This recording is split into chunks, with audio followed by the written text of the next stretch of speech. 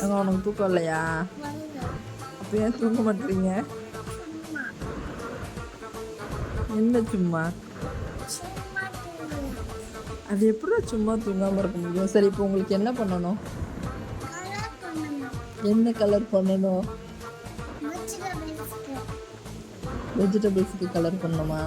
Time என்ன ஆகுது? சூர்யா மாமா இருக்காங்களா இல்லை நிலா இருக்கானா? இப்போ நிலா இருக்கானா? டைம் என்ன ஆகுதுங்க பாரு. நைட்டு 1 மணி. உட்காரு உட்காரு. ராத்திரி 1 மணி ஆகுது. தூங்கணுமா இல்லையா சொல்லு?